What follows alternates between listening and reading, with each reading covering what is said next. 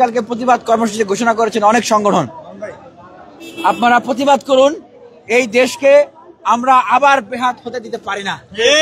এই দেশকে আবার ছিনিয়ে নিয়ে আবার এই দেশে আওয়ামী লীগকে পুনর্বাসন করা হবে, জাতীয় পার্টিকে পুনর্বাসন করা, এটা আমরা হতে দিতে পারবো না। কি দেখলেন আসলে?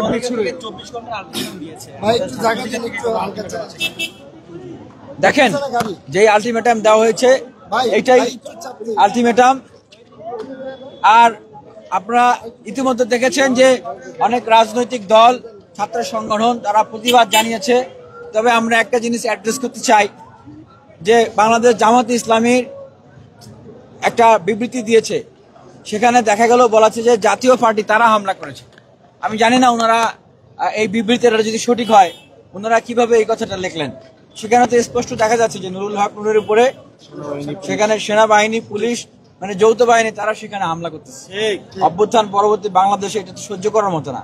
আজকে ঢাকা বিশ্ববিদ্যালয়ে বিক্ষোভ হয়েছে, যারা ডাকসুর ক্যান্ডিডেট, উনি তো ডাকসুর সাবেক ভিপি ছিলেন, তারাও এখানে এসছেন, ওনার খোঁজ খবর নিয়েছেন, তারাও প্রতিবাদ জানিয়েছেন। ঢাকা বিশ্ববিদ্যালয়ের শিক্ষার্থীরা প্রতিবাদ জানিয়েছেন। আমিও ঢাকা বিশ্ববিদ্যালয়ের শিক্ষার্থী হিসেবে আমি প্রতিবাদ জানাই। বাংলাদেশের মানে আজকে অনেকেই কান্না করেছে। মানে আমরা ফ্যাসিবাদী আওয়ামী লীগের সময় কখনো কান্না করিনি, আপনারা দেখবেন আমরা কখনো কান্না করেছি। হামলা মামলার শিকার হয়েছি, জেল জুলুমে গিয়েছি, আমরা কখনো কান্না করি নাই।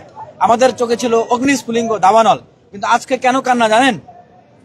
আমাদের রক্তের উপর দিয়ে এই জুলাই অভ্যুত্থান পরবর্তী বাংলাদেশে এইভাবে করে হামলা হবে এটা আমরা কল্পনা করতে পারিনি। আজকে নুরের উপর হামলা করা হয়েছে, নুরুল হক নুরের উপরে, বুয়েটের শিক্ষার্থীদের উপর হামলা করা হচ্ছে। যেই শিক্ষার্থীদের রক্তের উপরে এই অভ্যুত্থান, সেই শিক্ষার্থীদেরকে আপনারা সম্মান করবেন না? তাদের সাথে আপনারা তাদেরকে তো ন্যূনতম এখন মূল্যায়ন করতেছেন না। তাদেরকে যেভাবে নৃশংসভাবে পিটাচ্ছেন, হামলা করতেছেন। আমরা স্পষ্টভাবে বলে দিতে চাই, আজকে যে ছাত্রদের চোখে অশ্রু দেখেছেন, এই অশ্রুর গভীরতা আপনারা চিন্তা করুন।